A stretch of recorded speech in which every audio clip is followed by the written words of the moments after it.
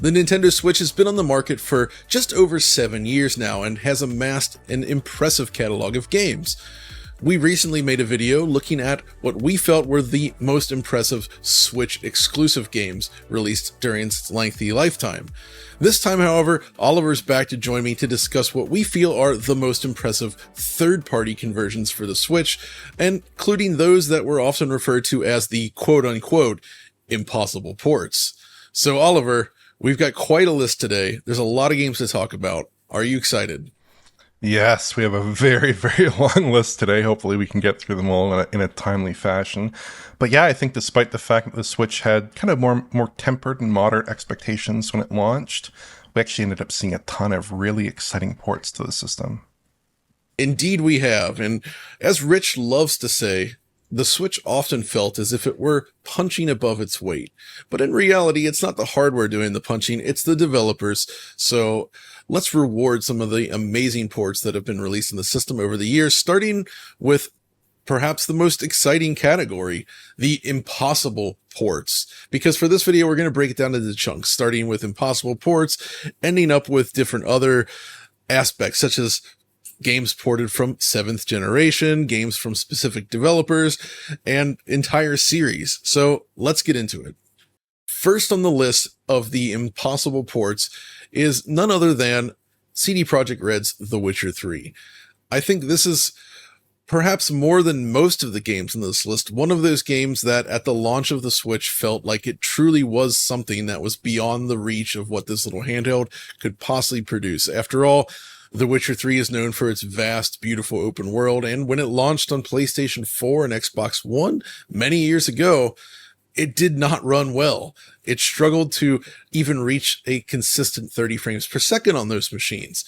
But CD Projekt Red continued to work at it, and thanks to a talented porting studio, we were able to see this game come to life on Nintendo's hardware. So, Oliver, we looked at this game, I think it's been 4 years almost.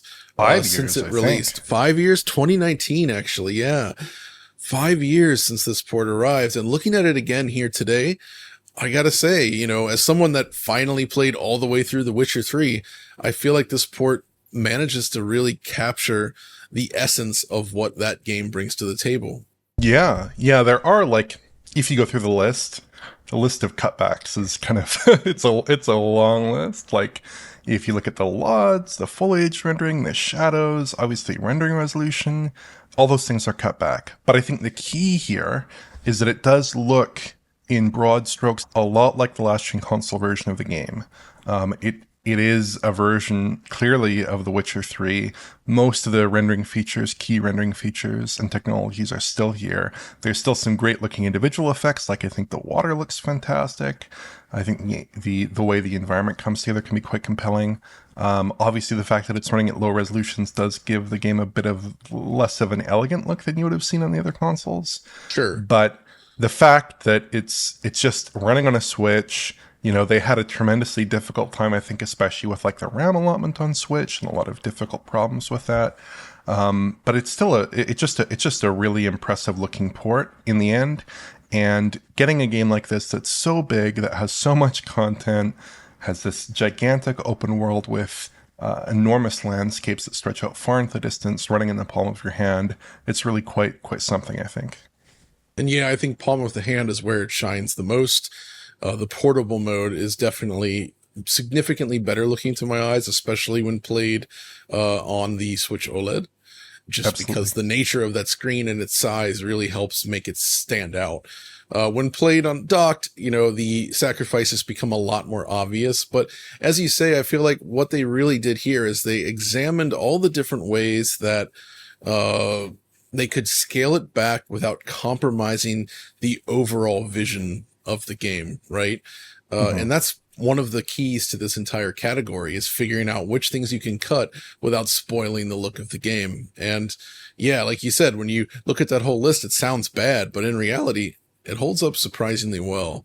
Even the performance is pretty acceptable outside of, when you're running around like Novigrad or something where it does seem to chug, but that was also the case on last gen platforms.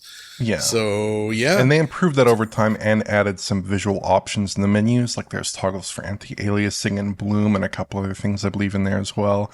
To help you hopefully get a little bit more performance. And indeed, with like a modded Switch overclocked, you can push it to like, I've seen people go for 60 FPS and stuff like this. It's quite impressive. Indeed. So, with that said, that's the number one on our list. Let's get to the next one. Next on our list then is, I would say, one of my favorite games of last generation, and one that I covered even before it released in the West, actually. That's how excited I was for it. It was Nier Automata, which is an insane, crazy action adventure game that turns a lot of game concepts on its head and goes to some very interesting places, especially once you start getting into the multiple endings and like really discovering what's going on. Very, very memorable experience. It launched first on PlayStation 4, had some PS4 Pro support, which basically just improved the frame rate and slightly bumped the resolution. And then it came to Xbox One, and if you played it on a regular Xbox One, honestly, the experience wasn't great. The actual performance level was largely often below 60, and this was a 60 FPS target game. So when it was announced that it was coming to the Switch, courtesy of Virtua, I was very skeptical because, one, 60 FPS felt like it was off the table, right? Especially given how Xbox One S performs. And I was right. 60 FPS was off the table. But instead of trying to go for a very unstable Xbox One S style presentation, they instead decided to cap it down at 30 FPS and focus on delivering what looks basically like a very visually comparable version of Nier Automata. And I think, was it you that did the video on this, Oliver? I did back about years ago now. It's been a while. But so you were also impressed with it. I was very impressed. Like you said, Nier Automata is one of the most inventive, creative, fun, last generation games. It's just a super compelling title that I was excited to look at on Switch. The hits here are kind of interesting. So you get some of the usual simplifications in terms of how they're actually delivering this title, like lower res textures with fewer layers, lower res textures for things like foliage. They make some interesting cuts, like the 3D polygonal grass in the original is just replaced with alpha tested foliage, which it looks fine. It doesn't really look worse necessarily. It kind of looks different. It certainly has less aliasing, and it's just a different approach and an interesting decision. Some of the indirect lighting is simplified. Some of the geometric detail in the environments is gone, like when you would have seen little piles of rocks and things like that. It's been cut back considerably. But in broad strokes, it looks very similar, and it's not like the original game is pushing crazy lighting technology or like screen space reflections or anything like that we usually see cut out. It basically looks quite similar to this effort, I would say, and in broad strokes is a very comparable looking game. But I think the key detail here to me that's interesting comes down to anti-aliasing, which is that the Switch actually has it. Yeah, exactly. Unlike the Xbox One version, like the PlayStation 4 version, I think unlike all console versions of the game, it sort of looks post-processy, but it has some TAA-style like jittering issues. I'm not totally sure what they were doing at the time. I also counted some low-res edges. I think they might be doing some kind of reconstruction. It's very bizarre, but it's interesting, and it certainly looks cleaner than the last-gen console versions like the Xbox One version. And the last note here I'd say is that frame rate-wise, it does target 30 FPS. It does stick to that target mostly. It does drop a bit towards the later stages. It's mostly pretty good, but I think in common with one or two other games on this list, the Xbox One version was targeting 60 FPS. It was just not capable of that. It was like often 40 FPS, often 50 FPS.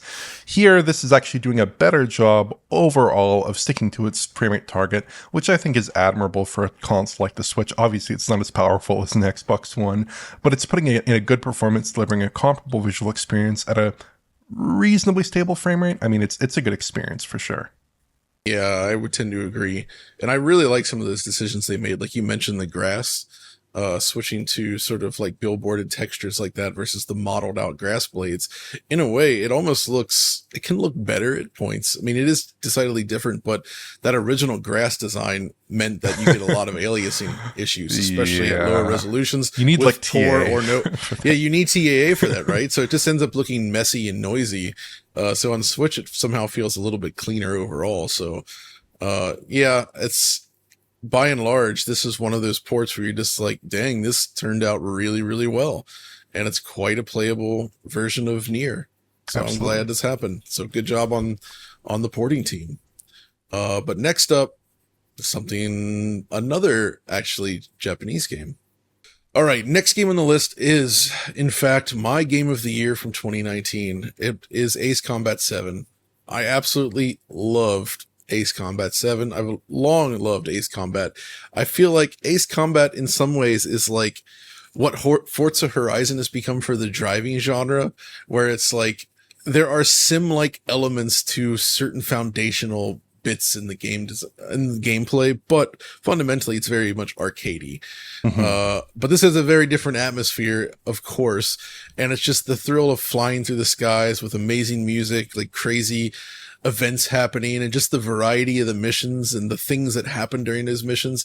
It's just unbelievable. And plus, one of those last missions, that main theme song is just unbelievable. It gives you goosebumps every time you experience that moment.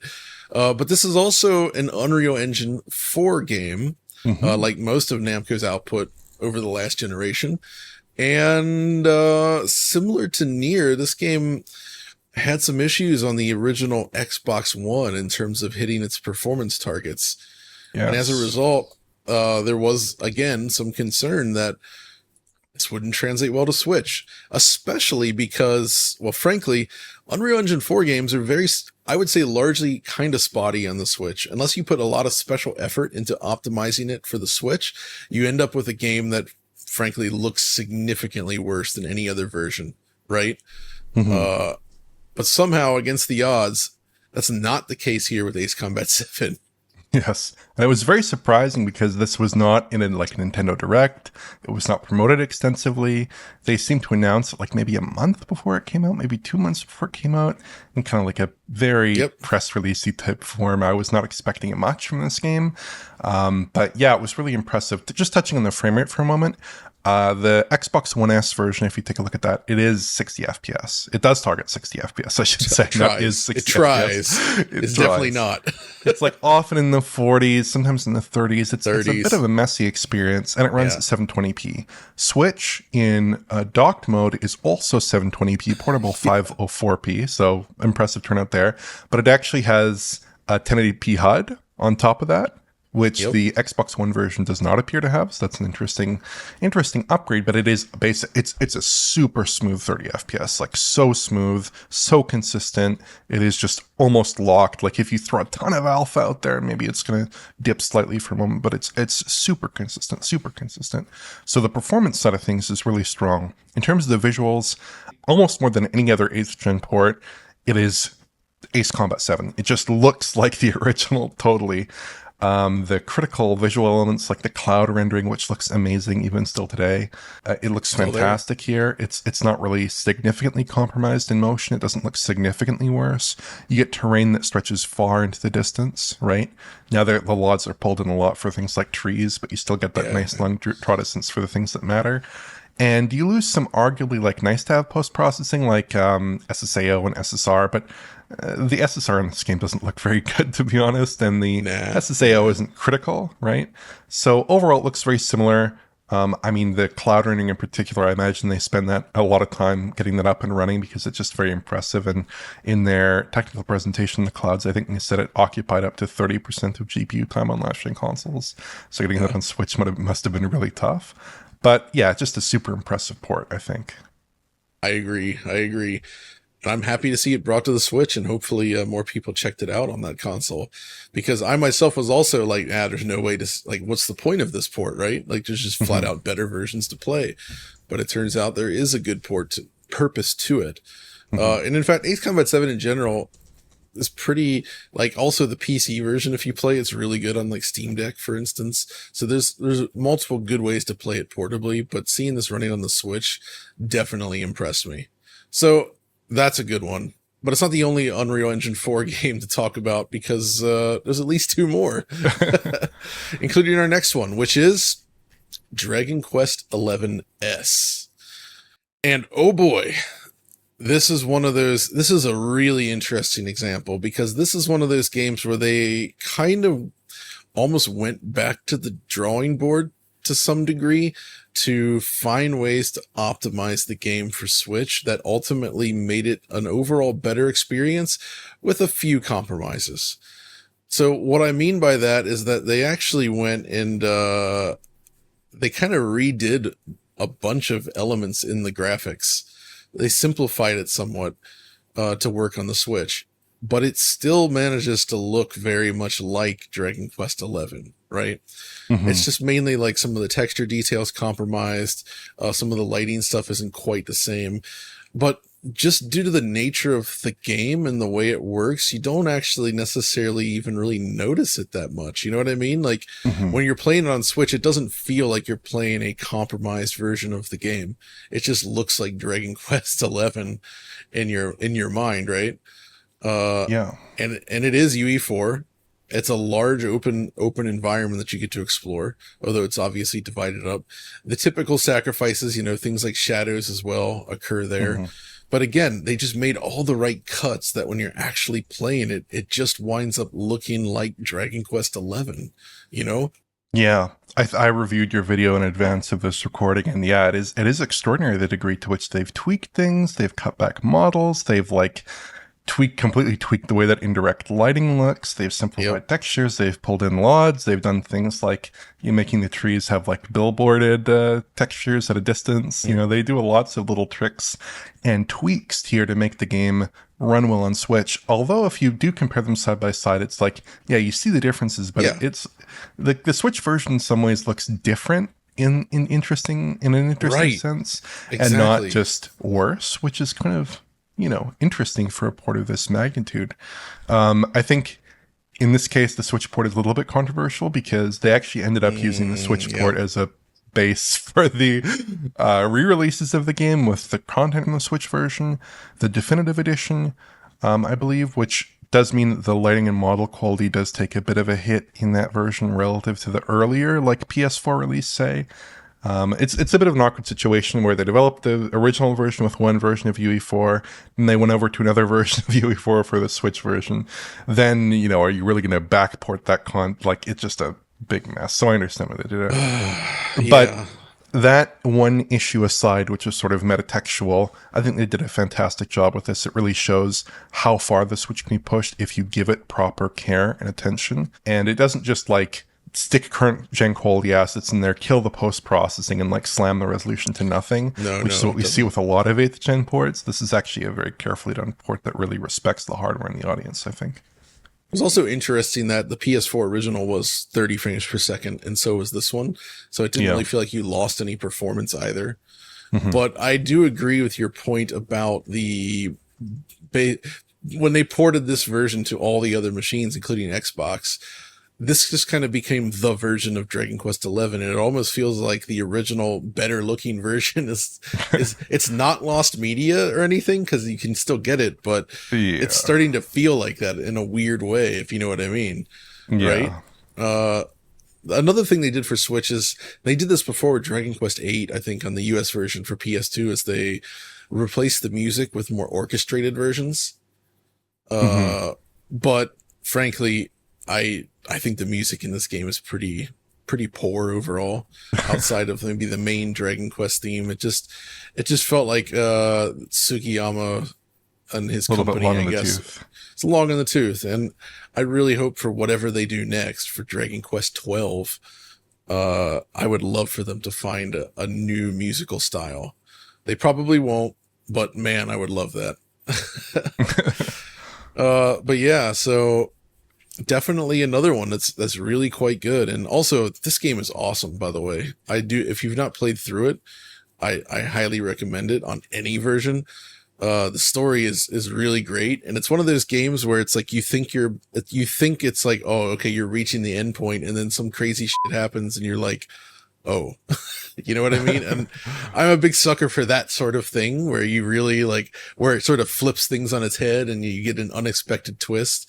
So there's some fun stuff like that in here. And it's an all around great classic RPG. Like really, really good. I think it's gotta be one of the absolute best in the entire Dragon Quest series, to be honest. So yeah, super, super cool. But our next game is also Unreal Engine 4. It's another impossible port, sort of.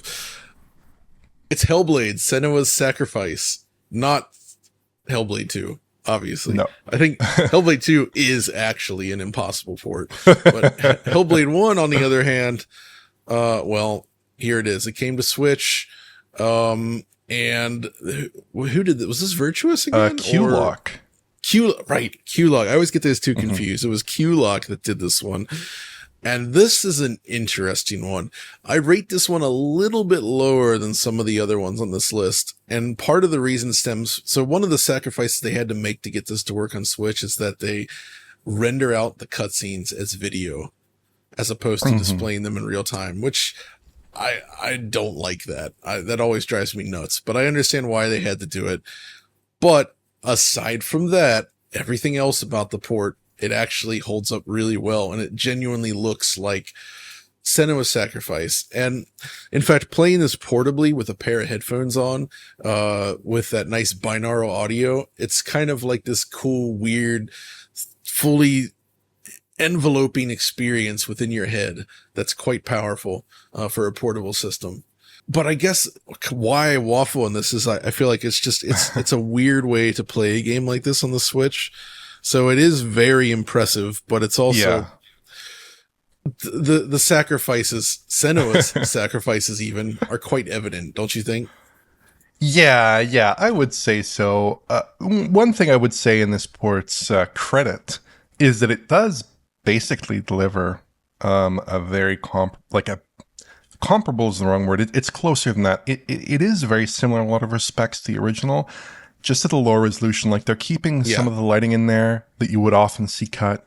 They're keeping the screen space reflections in there that you'd often see cut. It does look softer and quite a lot softer.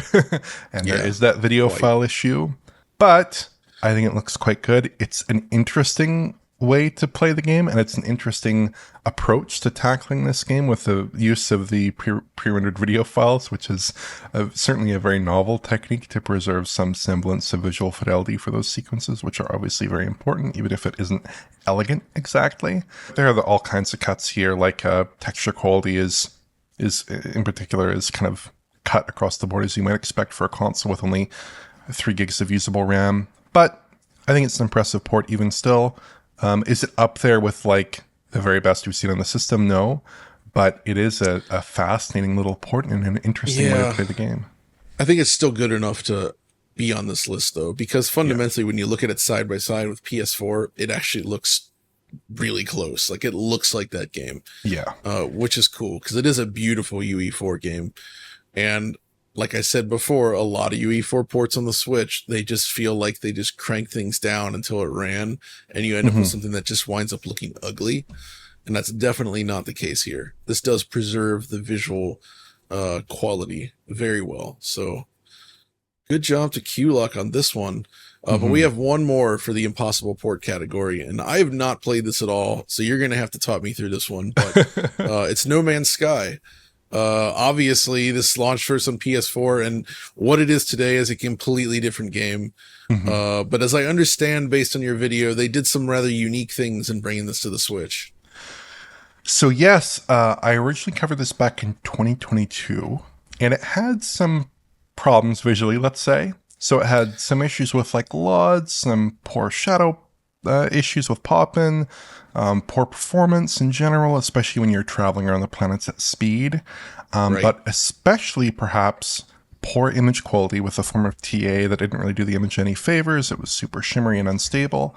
But the key development here, that original port I don't think was very special, but I wanted to put it on this list because of how much they improved it, because a little less than a year later, they added a proprietary version of FSR2 with a ton of changes, some specifically to reduce its memory bandwidth issues, which proved very expensive in its original incarnation when they ported it. And they managed to take No Man's Sky from some of the worst image quality on Switch to some of the best. It just looks super stable, super smooth in motion. It's very clean, a little soft, but it actually looks pretty good. And they also updated the game recently with the Worlds 1.0 update, which I checked out. And some of the visual features have actually survived the transition to Switch, surprisingly. So most notably, the water has a proper geometric surface now instead of just normal maps. Like, it undulates up and down in a really convincing way.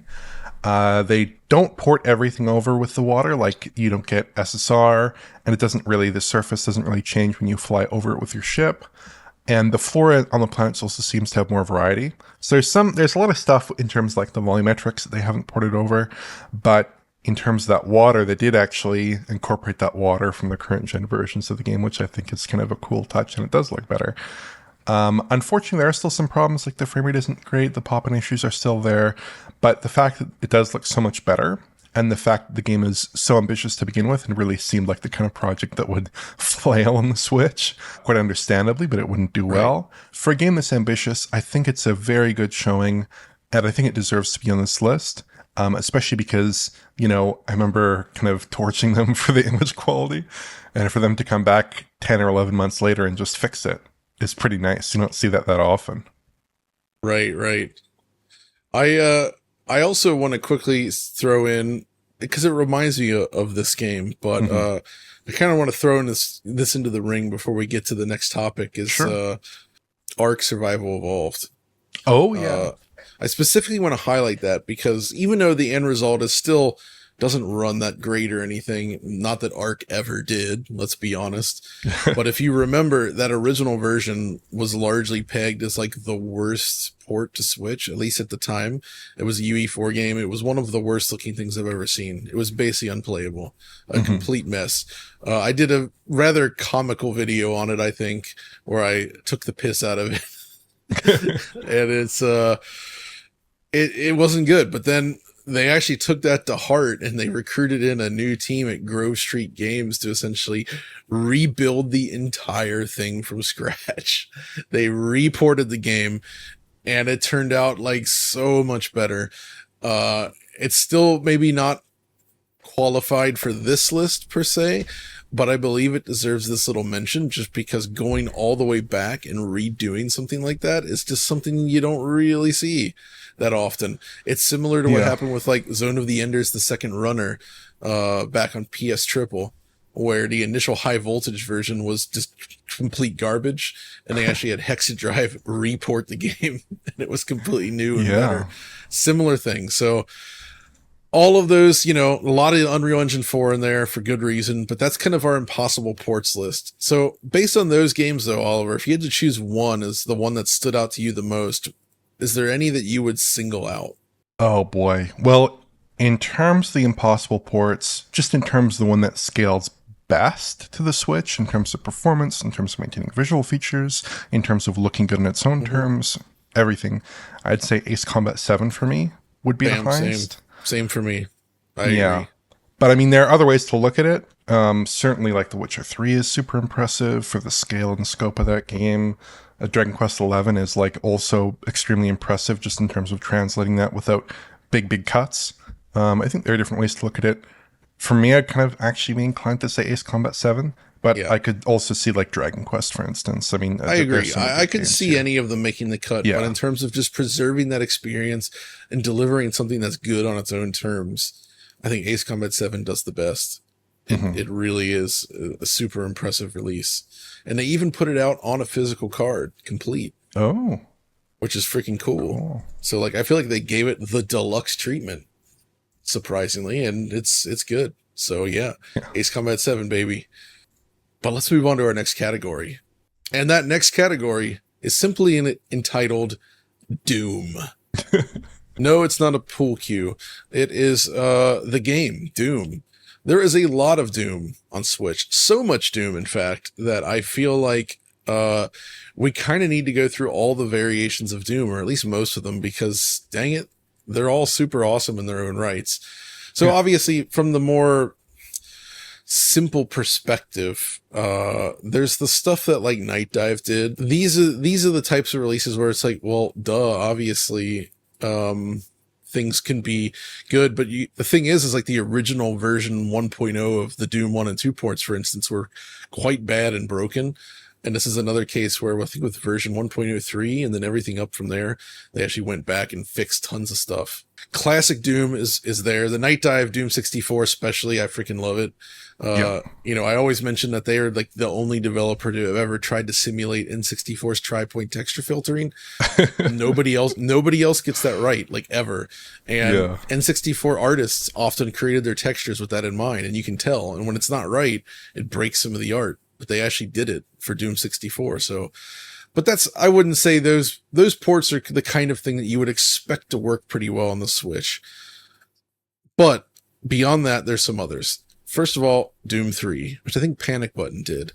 Now, Doom 3, of course, is a 2004 game, so it's not exactly cutting edge, but in my mind, it will always be cutting edge. Because it was this first game that really showcased the real-time lighting and shadow effects, and just its art style I think holds up really well.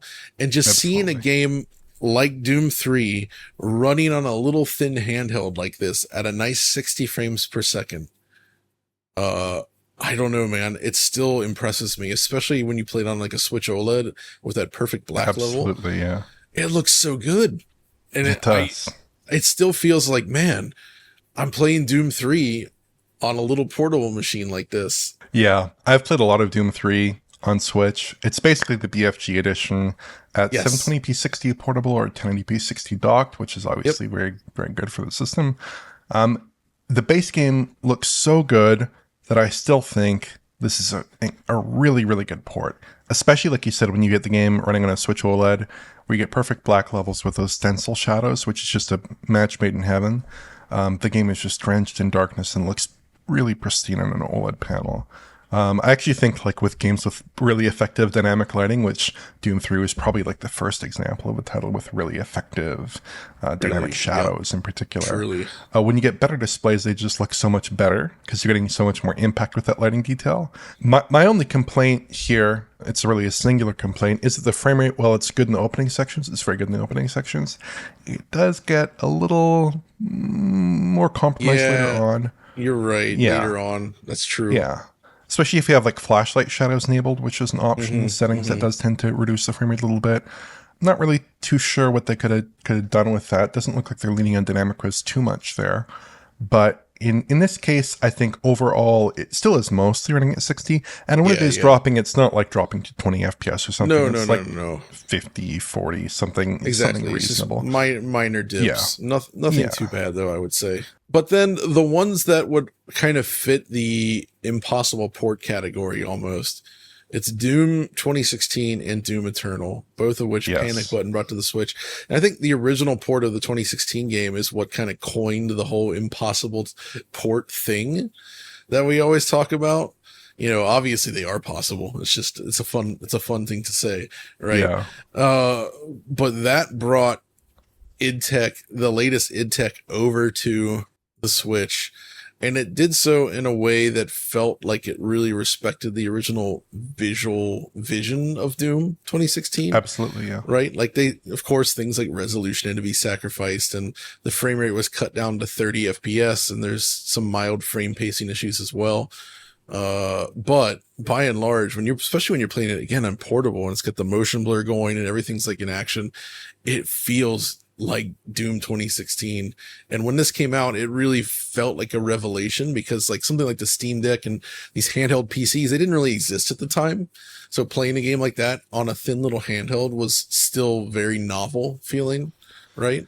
Absolutely. I have to say that Doom 2016 in particular is one of my very favorite titles on Switch.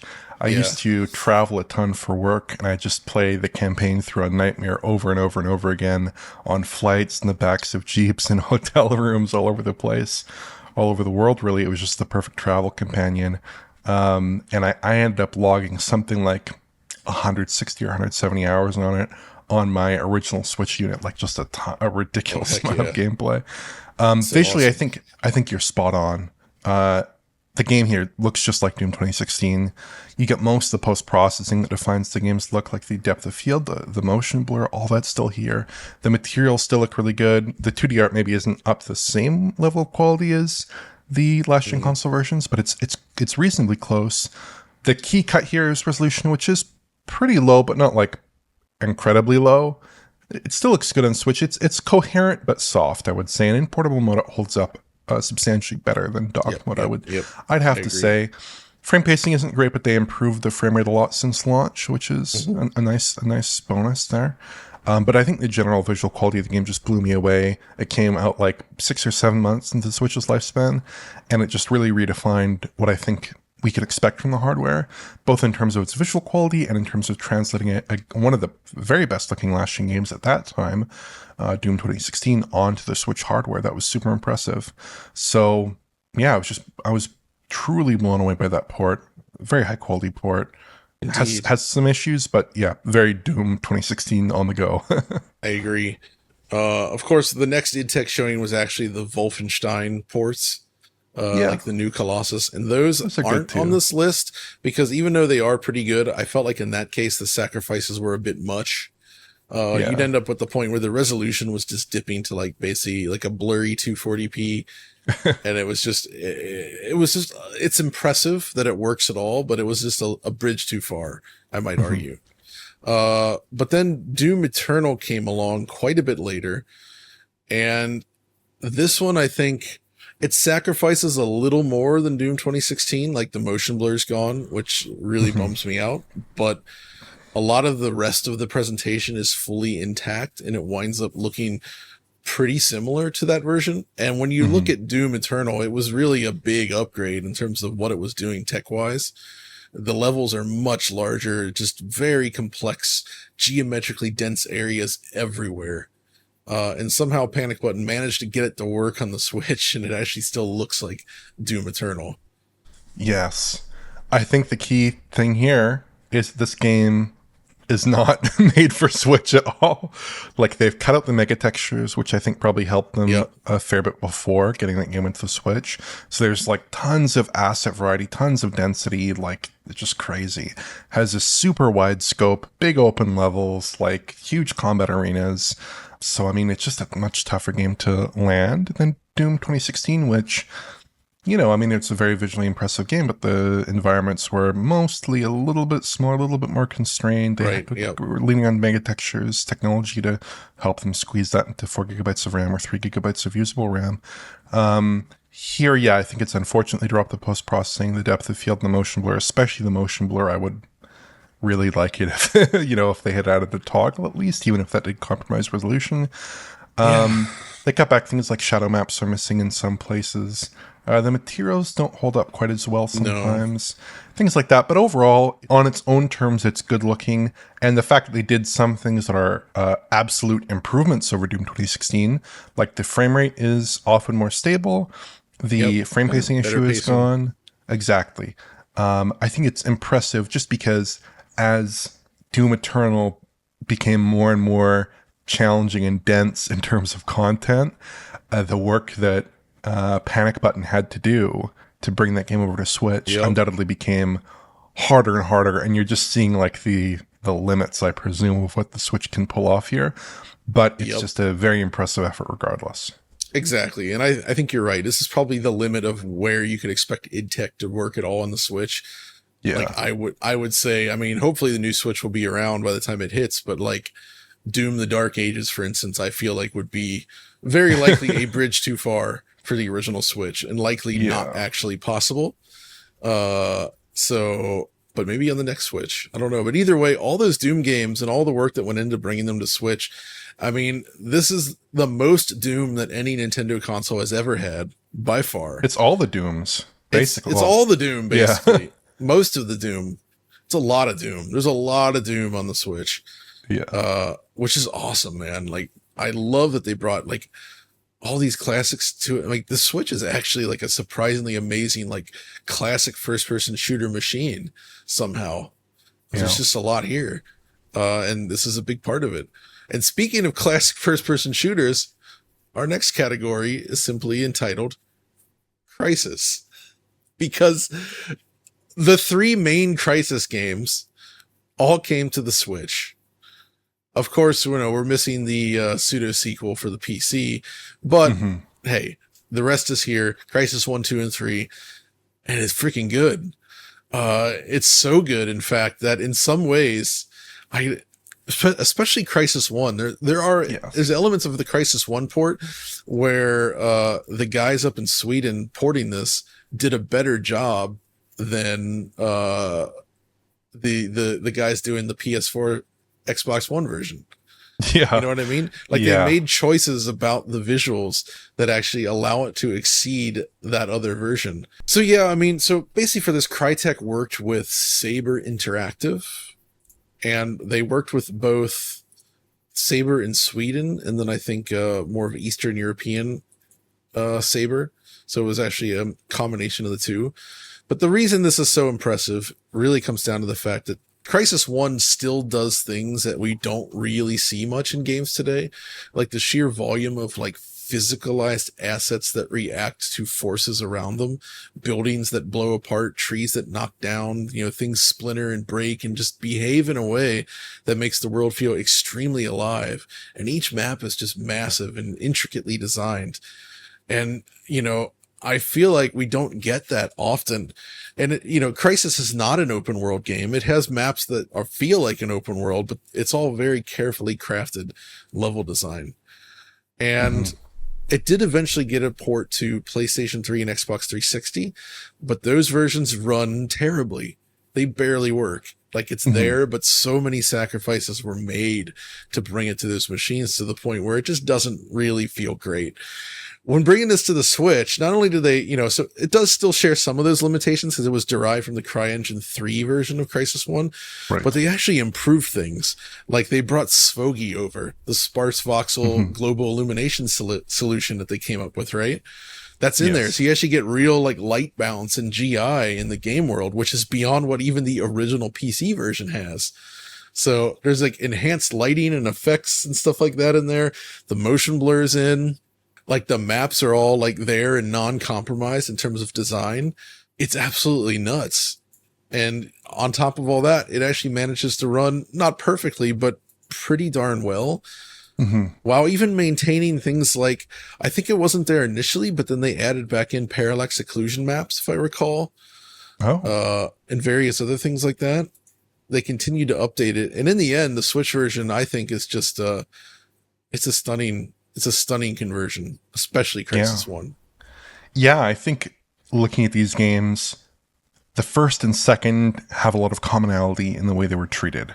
So you have Svogi in both those titles, which makes the lighting, like you said, look a good deal richer and more realistic. In Crysis 1, it has a lot of impact in the trees and around buildings. In Crysis 2, it's just all over the place because you're like under underpasses in buildings, lots of complex geometry that really shows that off. Whereas in like Crysis 2 on the original like PS3 360 PC, it just looked like super blue in the indirectly lit areas, in the shattered regions. Yeah. Here, it just looks a lot better. And they've also implemented, I think, critically, great looking TAA, which really helps clean up the image here, really makes the games look nice and smooth and stable on Switch. Good point.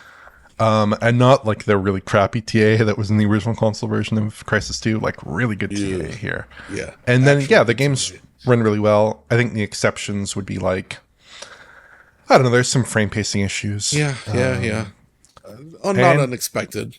Yeah. And there's some frame rate drops in like Crysis 1 in certain areas, like that early battle with the tanks in that little town. It's a pretty heavy one, though. That are just like impossible to overcome. The single-threaded performance of the Switch is not going to cope too well with that, I can't imagine. No. But yeah, I think if you want to touch on Crysis 3 for a bit, I think it's a little bit less exciting, but also quite compelling on its own terms. I mean, I think Crysis 3 is pretty much as good as the other ones. It's just that Crysis 3 itself saw pretty big improvements across the board. Even on the consoles of last gen, and this ends up looking more like that with less like major improvements, but it still runs better overall and the image quality is much better. Rich's favorite benchmark point, the highly explosive materials section, is fully intact. I mean, it looks like Crysis 3, and it's running on a small handheld. What more do you want, right? Yeah. I think again, Crysis 3 is in a position where the original lighting still looks great. Doesn't need huge upgrades. Svogi would have been cool, obviously, but here they took a little bit of a lighter touch with Crysis 3, which I think agree. is an appropriate choice. And they still do have like TA in there. It is still cleaned up. Yeah. Does still look a lot better than the game looked on 360 and PS3. Is still running a lot more consistently than it did on those consoles. I mean, those consoles were basically mostly around 20 FPS in this game, which feels terrible. And Switch is more or less a fairly stable 30 with some frame pacing hiccups here and there. Yeah. Which honestly looks pretty good. So, yeah. I mean, I think the key here with all three of these games is that they actually managed to bring the full Crysis experience to a portable little system like the Switch with that tiny little power draw that it has. And that is just mind blowing to me. The fact that it works as well as it does. So bravo to Saber, Crytek and all that.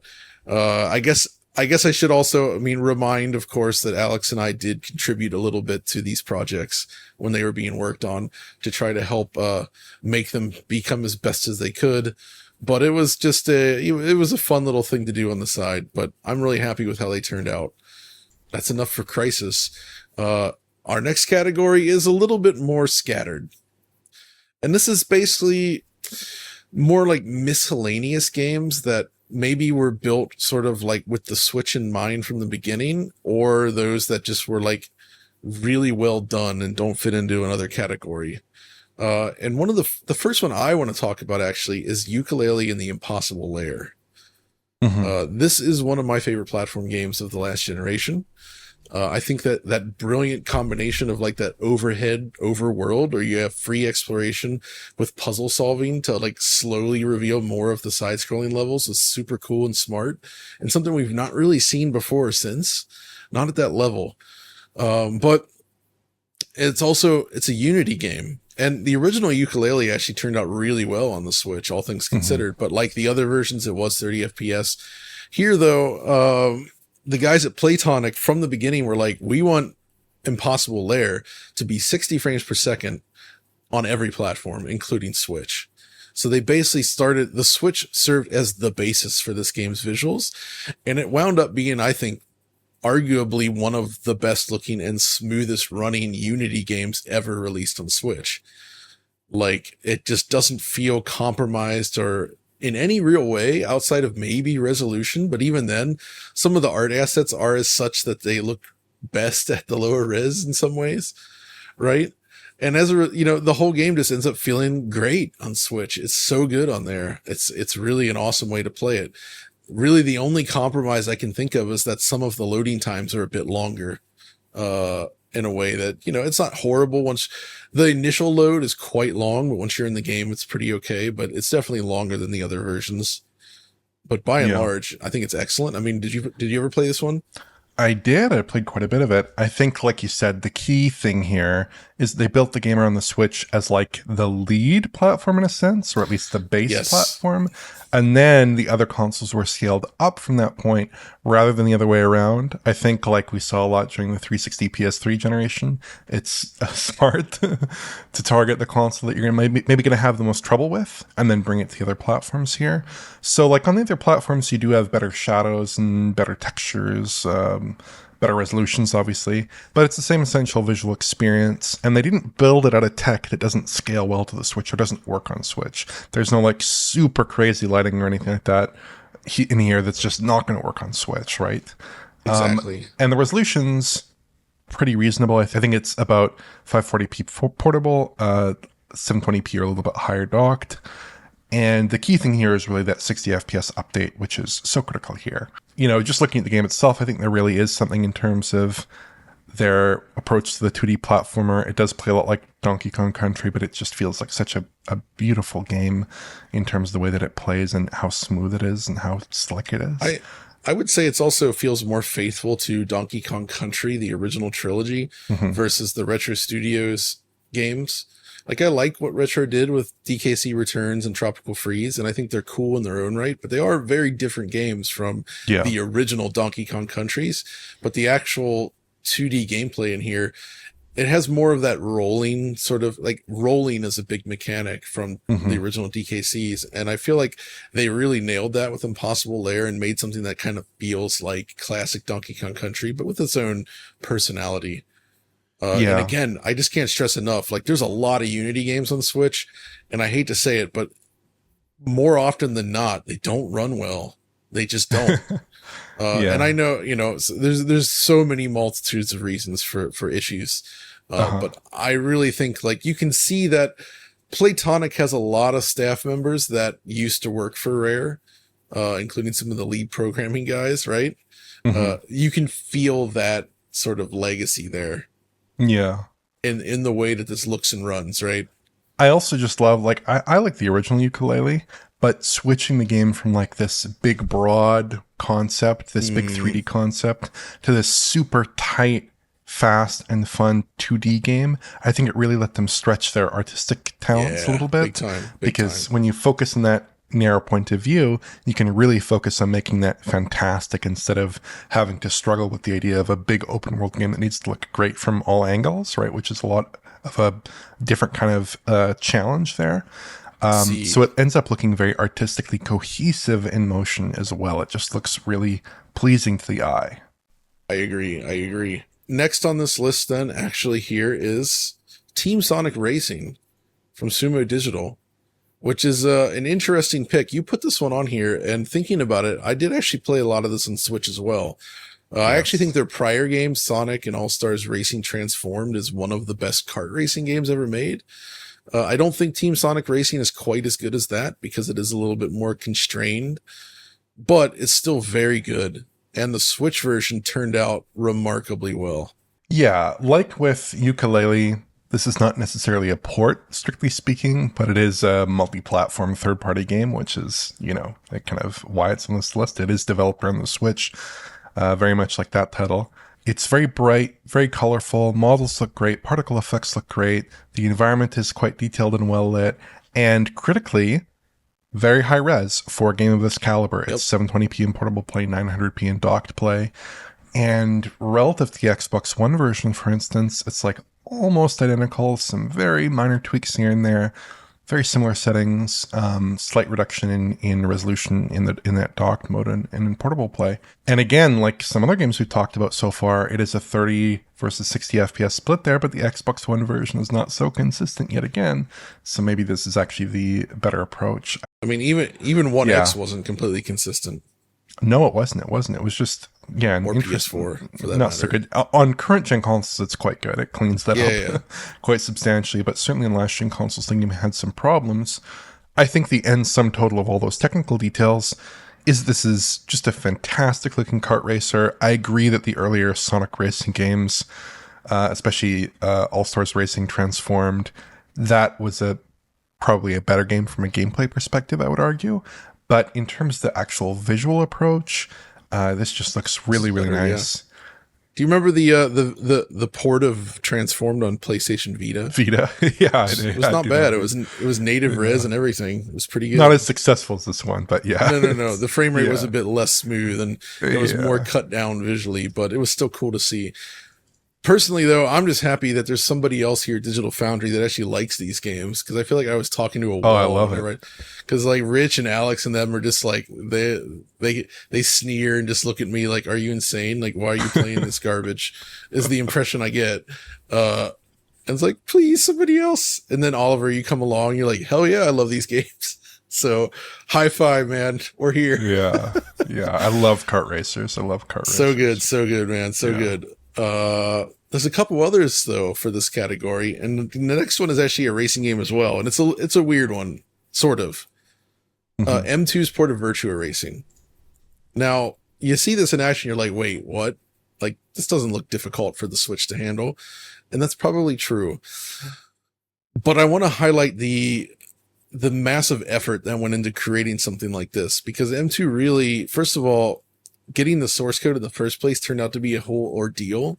The late Bieko Kodama-san,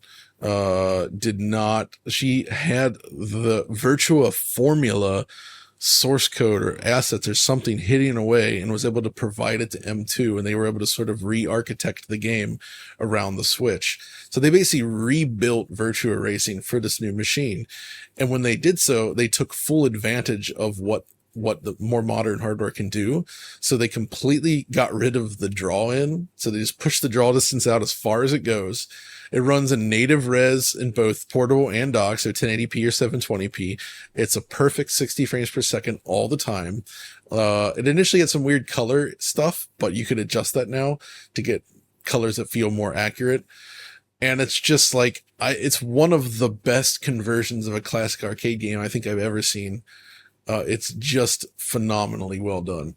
It really, really is the perfect rebirth of Virtua Racing on a new platform. And and here's what gets even crazier.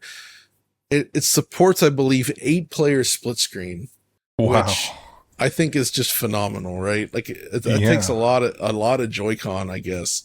But yeah, the 8-player split screen mode on a single Switch. What's funny about that is if you divide up the image, I think between all those screens, you still have something that's higher res than like the singular like Mega Drive or 32X or Saturn version of Virtua Racing, right? Mm-hmm. So you still get more pixels per screen, but it's just awesome seeing that many iterations of the game running live on one machine like that. It's nuts. So just the nature of what this port represents and what M2 was able to do, I think deserves a shout out. And it's one of the most impressive, like I said, arcade style conversions ever in the history of this industry. I mean, it certainly seems very impressive. This is, I think, the only title on the list that I have no personal experience with. But it does look like an extremely impressive port. That does look very smooth, does look very nice. I think there are very, very few games on Switch that actually do allow you to do 8-player split screen, even though it is a technical possibility with the hardware. Mm-hmm. I think it's like this, Super Smash Brothers, I believe. Not too many other games are really going to let you. It's very uncommon. Yeah. So I think it's a very impressive conversion, and I'd love to get 7 of my closest friends around a 5.5-inch Switch Lite and have a go at this one. I think this is better suited for a very large screen. I actually sampled this on my larger TV behind me there, and 77 inches or so is a real good size for 8-player split screen. You're getting a larger image per screen than like you would have gotten back in the day from full screen on most consumer sets, right? Yeah, which is freaking awesome. So yeah, M2, you guys, you freaking nailed it. This is so good. But then there's another one to add in here that this next title is actually another Unity game similar to Yooka-Laylee. Ori and the Will of the Wisps and Ori and the Blind Forest, I guess. Both of them, actually. So Moon Studios brought both of these games to the Switch, and these were initially both designed for Xbox One. And especially with the second game, with Will of the Wisps, it actually launched with some major performance issues on Xbox One, which they did eventually correct. And then it went on to get some crazy performance upgrades for Series X. But along there, they brought it to Switch. And even though it's a 2D game, when you actually look at, I covered this in the videos, when you actually look at what they're doing here technically, you can see how it's a lot more complicated than it may seem. And they did some insane work to bring this down over to Switch while maintaining 60 frames per second, which is absolutely crucial for this game. Yeah, I think especially with Will of the Wisps, both titles are stunning, but I think Will of the Wisps in particular, the port they did there was just extraordinary. Because on the surface, it's like, oh, this is a 2D game, whatever. But in reality, it's pushing tons of layers, tons of effects, 3D characters, a wild amount of animation, an incredible dynamic lighting system where they create the impression of a dynamic light source on painted artwork with hand-drawn painted features. It's very cool. And running that all in real time and compositing all those layers together, it's not exactly trivial. It might seem like, not the hardest task in the world, but it's actually very challenging here. And I think it just ends up being A really fantastic looking game that, like a lot of other games in this list, compares very favorably to its Xbox One counterpart. In this case, it really is not downgraded substantially visually in any way, I would say, other than the crispness of that image. But Yeah, here, it really doesn't even stand out that much. Like, it's quite an extraordinary looking title. it really is. It really is. So hence why it's on this list. Man, I feel, I mean, we're getting through this list and I'm just constantly amazed at how many impressive games are on the Switch in this regard. But when you actually look at the total number of ports that were done, this is actually really is just a small sample of it, right? Because there's, beyond that, then that's sort of the miscellaneous chunk. Our next category actually is titled Adding TAA. And this is super interesting because this group of ports is basically where they brought games over from either PS3 era or PS4 era to the Switch. But thanks to evolving technology, they were able to add features to it, such as actual TAA. And the first topping this list, and for me, one of the most impressive games on this list, bar none, is the stunning Alien Isolation, which one, I absolutely love this game, but two, I'm always astonished by how good it looks. Like this is definitely one of the early showpieces for physically based rendering on all kinds of like fancy lighting and stuff. And that it really truly does look reminiscent of those film sets of the movies that it's based on. Right. It feels just amazing. It kind of, in a way, this is like the visual follow-up, I would say, to Doom 3 that I'd been looking for, you know, where it's a lot of dark environments, lots of shadows and lighting and everything like that. And it just holds up astonishingly well. They brought it to Switch. And this is interesting because even though this was primarily a PS4, Xbox One era game, this actually got released on older consoles, such as the PlayStation 3. But that version is a lot less smooth, shall we say. I think on PS3 it was pretty much mostly under 30 frames per second and with nonstop screen tearing. So it just didn't feel great, and it was limited by resolution and image quality, and it was a big downgrade. Switch, however, basically looks on par with the PS4 version, and it has much better anti-aliasing while running at the same smooth overall frame rate. So in effect, it can be argued that it is the best console version of Alien Isolation. Yeah, I think, like you said, the key thing here is that original game already looked great, and they took that game, which had, you know, image quality that was quite reasonable for an early PS4 and Xbox One title, but was not extraordinary relative to the efforts that would come later with the adoption of TAA, and they added a high-quality TAA to the presentation. In doing so, even though the Switch is a lower resolution title, I think it uses dynamic resolution, than those consoles. It actually looks cleaner than those consoles, which is quite an extraordinary turnaround from a machine that's a lot weaker than those systems. They do have a fair number of concessions here, but actually playing the game, they aren't noticeable really at all. Like they pull in LODs a little bit, but like the kind of changes they make are not really visually apparent in typical play, I would say. Super minimal, yeah. I would say. Like you said, it really has quite solid looking lighting, and it does look, like a bit of a successor to Doom 3. I hadn't thought about it that way, but it really does. And in terms of matching that film aesthetic that you would have gotten from like the 1979 film in particular, it just does such a good job showing you that fidelity to the source material. Yeah. And the reason TAA is so important here is that similar to Doom 3, there's a lot of like specularity on textures and shiny bits. And texture aliasing was a problem with Doom 3. And it's a way bigger problem here. There is so much sparkling and shimmering in the distance on the older versions just due to the nature of their AA solution, right?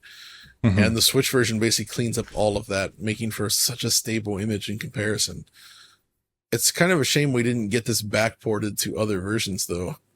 We did not get like PS4 Pro or Xbox One X enhancements either, given the age, which would have been a nice bonus, but I get it.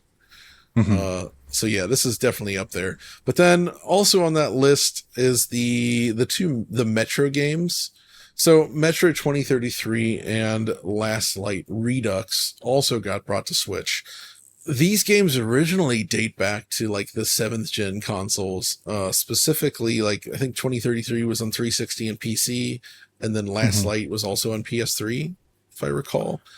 And Yeah, I then think so. when it was brought to new machines, PS4 and Xbox One, they did sort of this Redux release, which was 60 FPS, boosted visual quality, etc. That's the version that has come to Switch. And they did indeed cut back on the frame rate to get it on Switch, but everything else feels pretty intact in a way that's like these games end up looking quite stunning on the console. Yeah, I mean, these titles are not tremendously ambitious for the hardware in the same way as some other games on this list. They Funny are you say that, though, 360. given their history. I know. Well, the PC versions of these titles obviously did push a Right. lot of interesting stuff. And on consoles, they look terrific, but, they are still 360 and PS3 titles to a substantial degree here. But as with Alien Isolation, I think the most important technical point of differentiation here is the adoption of a TAA technique, because even though the Switch is like not necessarily a world away from last-gen consoles in some respects, the fact that they're able to add TAA to this title does clean up image quality massively. Quite massively. Yeah, big time. And it does target 30 FPS. It is quite consistent, but I think here, just the evolution in graphics technology that allows them to bring great image quality to a game that isn't necessarily running at great resolutions. It's not running at like 4K or anything like that here. Right. But it's still managing to deliver image quality that is in line with what you might expect from like a good-looking PlayStation 4 title in a lot of respects, which is quite satisfying here. Exactly. So it's not necessarily an impossible port situation. That would have been Metro Exodus if they had attempted that. But it is one where the image quality is quite good for Switch and a step up from other versions. So that gets the nod. Next up then on this one, and also a TAA edition, it's Dying Light. So I looked at this back when it first released, and the Switch version of Dying Light, it has no business being this good. Dying Light itself was a large-scale open-world parkour zombie game. You move through the world fast. The details are granular and everywhere. It is not a simple-to-render place. And as a result, it just seemed like this would have been something that the Switch probably couldn't cope well with. But somehow it does. It actually does. It copes surprisingly well. They make cutbacks in terms of like draw distance of things and fidelity of things, but the overall effect is that it is effectively proper Dying Light running on a Switch, which was awesome. But then the addition of TAA really helps soften the blow of the loss in visual detail, because the original, of course, being when it's from, did not have TAA on those original consoles, and it has that very sparkly post-processed AA look to it with a lot of specular shimmering and such that's quite noisy by today's standards. And the Switch version just doesn't really have that. I mean, it's a bit soft, but it solves it, and you end up with something that feels surprisingly solid and very, very playable. Yeah, I think actually I think there might be a form of upsampling in there as well too. That's right. I remember covering that. Yeah, it's been it's been a while since then, but yeah, it's not just that there's TAA, it's that they actually upsample from a lower resolution. That's what it was. Yeah. So I think that helps out enormously here. Like we saw with like Xenoblade Chronicles 3 actually back in 2022. It allows them to achieve a lot better image quality than you'd expect. Without really needing to pay the price in terms of GPU time. But here they're able to preserve most of its essential visual character while making, I think, smart cutbacks that don't necessarily damage the visuals too much. Like the LODs are pulled in and the foliage is tweaked, and texture res is obviously tweaked and things like this. But because they are leaning on upsampling, they're able to achieve a pretty clean presentation, a reasonably good looking presentation, in a stable presentation that you would not otherwise expect. Like usually with a title like this on Switch, you're expecting a bit of a blurry mess. You're expecting big cuts. That's right. Here, that's not the case. It's a very, very good looking port. Exactly. And it doesn't have that weird bug that at least PS4 had it, where you would sometimes look towards the sky and it would shoot up to 60 FPS and then it would drop back down to 30. And but even with the more powerful machines, you could never really get it to like run at 60. But there was missions where it would actually just like hang around. It would constantly be ping ponging between 60 and 30, which drove me nuts in that original release. And the Switch version, while certainly not consistent, is better and more consistent feeling overall. I think in the original incarnation, it had some issues with running at like 35 FPS, if you recall. But they fixed that later on. They patched it to run, like I was just playing it earlier, it just runs at 30 FPS now. Yeah. That's right. It was, I actually I was told that my coverage of that game helped influence that, which is a nice thing, where it was like that unstable initial performance being corrected to a stable 30 is something that they wanted to do after they saw the video, and they did it, which is great. So as a result, I think the Switch version probably feels smoother than the PS4 or Xbox One versions. I also don't believe it has tearing, and I'm pretty sure those originals did. I believe they did. So that's another thing. I'm always happy to leave tearing behind.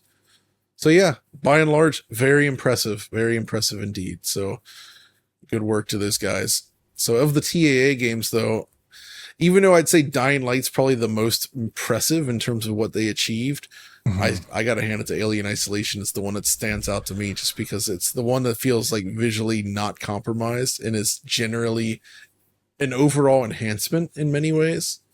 You know? Yeah, I'd agree. Like I was taking a look at Alien Isolation earlier, a few weeks ago, I think, on iPhone. And when you look across versions of Alien Isolation, I think just because of the way they've built that game and maybe because of its smaller scope as well, it just does look quite similar across the various platforms. Yep. And on Switch, I mean, maybe not the 360 and PS3, but more modern machines. And on Switch, it just holds up beautifully, runs great, looks awesome. Maybe it's not quite as technically challenging as Dying Light, possibly. No, probably not. But here, it looks wonderful, and it scales so well to the hardware, and it's just such a perfect match, especially with TAA in the picture. I agree. But now it's time to move on to the next category, which we call 7th gen ports. So these are games that were released on the PS360 era of consoles originally and exclusively. Which, technically that was true of Alien and Metro, but those also had current gen iterations, and it was more about the TAA. These are just older games that were brought over. But I think they stand out because they either match or exceed what we saw on those original platforms, and they do it on a very small portable machine, which is worth pointing out. And the first one I actually want to mention is Burnout Paradise. And the reason I want to mention that is because having native resolution detailed games like this that also run at 60 frames per second on the Switch isn't really that common. And, Burnout Paradise is, of course, a full-on open world driving game. It kind of set the bar for what open world driving games could be, I would argue. They really did something special with that game. And back in the day, it was a 720p 60 FPS game on PS3 and 360, which was, I would say, something you didn't often see that generation, right? And as a result, it still winds up feeling awesome here on the Switch, especially when playing in portable mode. Just seeing that game hum along at 60 FPS. It's not 100% locked, but it's close, I would say. There's moments where it can dip, but just that experience. I mean, it's Burnout Paradise, slightly improved visually, and it runs smooth, and you can play it on a Switch. I love that. Yes. Yeah, like with a quite wide range of other 360 and PS3 titles on Switch, the key here is not so much in taking this visual experience and really pushing it super hard. The key thing here is translating a game that already worked quite well on last generation consoles, didn't necessarily need a ton of work, and achieving that visual quality and achieving a high frame rate on Switch without necessarily compromising anything. Like, it runs great. It's 900p 60, 720p 60 in portable play, and it just looks great, plays great, runs well on Switch, And it just, a very, very satisfying 7th gen port. I agree. I agree. Next on the list, though, is another racing game. I haven't played too much of this one, but uh, I remember it from our coverage, and it kind of stands out as one that always looked great. It's a Grid Autosport, Yes. which is, when you see that running on the Switch, that also looks quite impressive, I would say. Probably one of the best looking racers on the platform in general, despite its roots. You've played this one, right, Oliver? I've played a lot of it. Okay, Played a lot of it. so I'm going to tap into you for this one then, because the first thing I remember, this has both a graphics and performance mode. That is correct. But I remember thinking the graphics mode was the way to go, just because even though it's 30, you get the nice motion blur and it just feels nicer overall and more suitable to the Switch. But well, what's your take on it? So I think the big deal with this title is not so much, I mean, the quality of the conversion is fantastic, but it's really, I think a lot of it is about the quality of that original work, because this is like a 2014 racing game. It's at the very end of the 360 and PS3's life cycle. It's running on the great Ego engine from Codemasters. Oh, man. And it's running with motion blur, with great post-processing. Everything looks super smooth. The lighting looks fantastic. It's just a very sophisticated looking title for those platforms. And like all the like materials in the environment look quite good for a 360 and PS3 game. All the cars look fantastic for a 360 and PS3 game. You get nice real-time cube map reflections in the cars. All these nice little touches that came to define what like very competent looking racing titles looked like towards the end of those consoles' life cycles. Everything is here. It's probably one of the very best looking racing games on those platforms. That's all here, all preserved perfectly in the platform, and it runs at 720p 30 or 1080p 30 in that graphics mode, which is quite compelling for a title of this level of visual fidelity, I think. In the performance mode, you do lose a lot. You lose a lot of the post-processing. Yep. You lose shadow maps. And the performance level isn't necessarily that high. It's like often in the 50s. Sometimes it'll run at 60, but usually when you're like the only car on track, at least ahead of you when you're number one, basically. So that is not quite as satisfactory, I would argue, in typical play.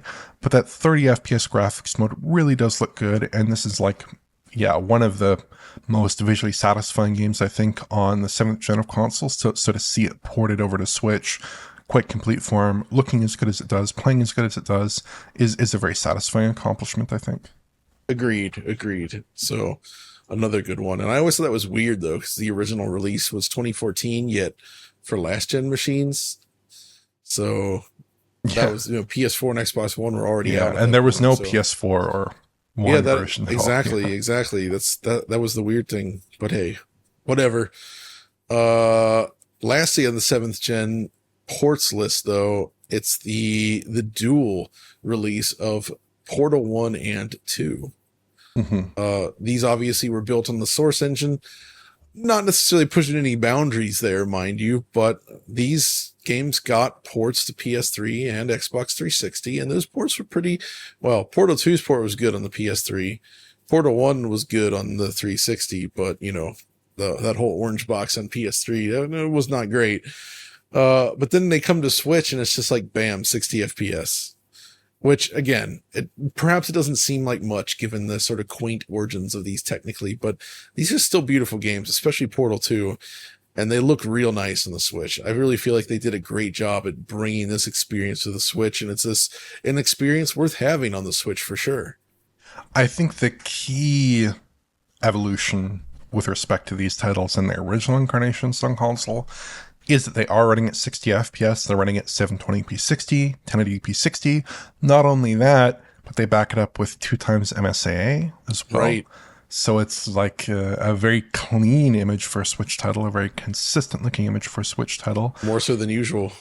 Absolutely. It's probably the best looking version of these games on current gen or relatively current, let's say, consoles, because you have like that 360 port that's available on Xbox One, but it has frame pacing issues and it's only 30 FPS, and it's not that great of an experience overall. I think for these titles, I think 60 FPS really does benefit them quite substantially. And yeah, I mean, there's a lot of visual evolution from Portal 1 to Portal 2, so I think Portal 2 is definitely the better looking title in here. But both games run great on Switch, run a lot better than their 7th gen counterparts. I mean, these are two really classic puzzle games. People obviously love them. So yeah, I'd have to say just in terms of its, just because of its rather comparison to other versions of these titles, these ports really do stand out. Agreed. So yeah, good stuff all around there. For my money though, it's Burnout Paradise is my preferred pick of them, just because it feels awesome. I love Burnout Paradise, and having that on a portable handheld like that's something, man, I really wish they had found a way to bring classic Burnout titles back along with Paradise. Just having portable, updated versions of like 3 and Revenge at the very least would have been awesome. Dominator and Legends and all that. We got Paradise, so that's good. But we're closing in on the end of this episode though. There's a couple games here though, or 3 games actually from Rebellion that you wanted to mention. I've played none of these on any platform, but there's Zombie Army 4, Sniper Elite 3, and 4. And you're telling me that these are quite impressive, so I'm here to listen. Convince me. So I would say these games, not the most stunning titles on a home console, but they do look really good on Switch. Especially in the Sniper Elite titles, I've played 3 and 4 on Switch. You get like that glory slow-mo kill cam system with the sniper shots.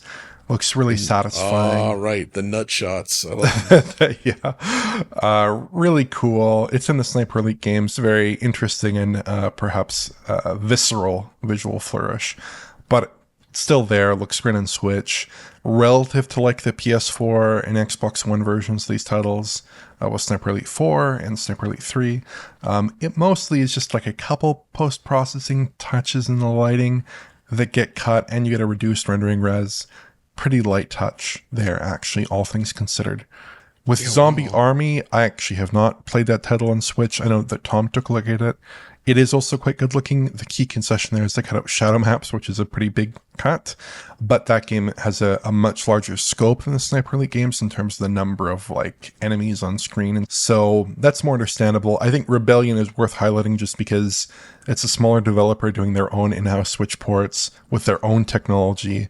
They really have a lot of ownership over their tech. And with these titles, they really did bring very competent versions, very successful versions of these games to Switch without too much compromise. They even kept things like SSR intact. Yes. Which is unusual on the Switch. So, yeah, Rebellion did good work there. I should give those games a shot one of these days, though. Because it does seem mildly entertaining. I got to say, the Switch ports look good based on the videos you guys did. So yeah, there's no more categories. There's just a few others that were put on the list here that probably deserve just at least a shout out. Like there's the Skyrim port, there's Red Dead Redemption, the BioShock games, Assassin's Creed ports, Diablo 3, Bayonetta, Borderlands, all those Wii U ports. I mean, all of these games, when you break them down, a lot of those are quite good, I would say. Maybe not at the top of this list to make it into those main categories, but I think they're all there were actually some pretty awesome conversions, right? Yeah, I think if we're going to talk about successful conversions for Switch, we'd be here all day and the next day talking about titles. So you do have to cut it off at some point. But I think especially when you're looking at those PS3 and 360 era titles, those games tend to scale very well to Switch with like some very rare exceptions. They tend to scale well to Switch. They tend to run really well on Switch. Oftentimes you see quite a bit higher resolutions in docked play than you saw in those games in their original incarnations. Oftentimes you see very stable frame rates, more stable frame rates. And with titles like the Assassin's Creed titles, that's certainly true.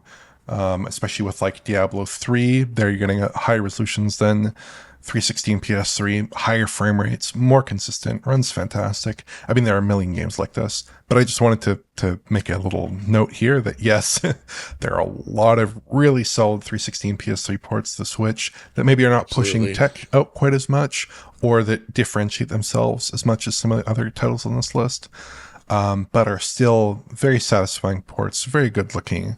and well worth your time on the Switch for sure, because those 360 and PS3 titles are a very natural fit, it turns out, for the Switch's hardware.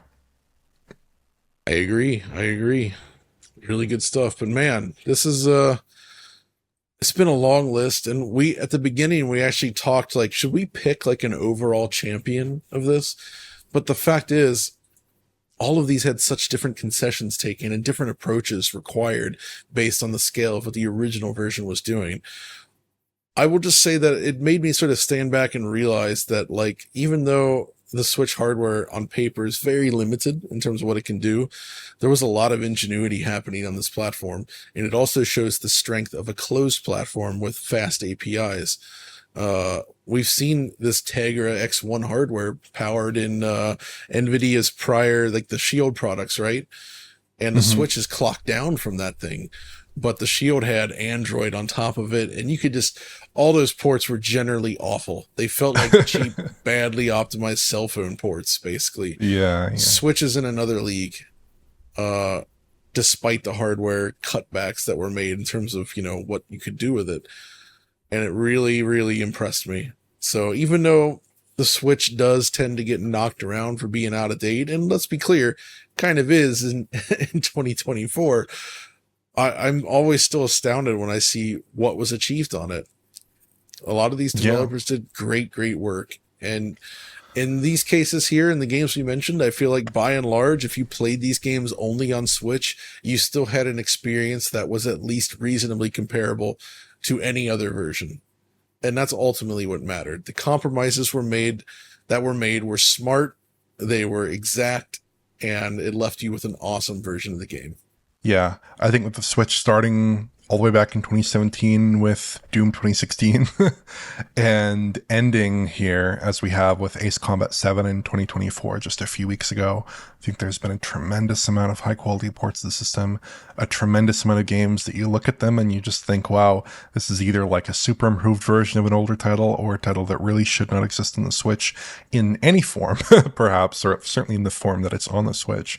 Agreed. So overall, yeah, the system's had such a great legacy of ports. There's been so many impressive efforts for the system, and just, you know, in docked play, yes, but in portable play especially, you just see experiences that you're not going to get on any other system on the Switch, at least, you know, until more recently with the rise of PC handhelds, that's become more achievable, but certainly up until recently, that was not possible. So super impressive platform, I think in some ways ahead of its time.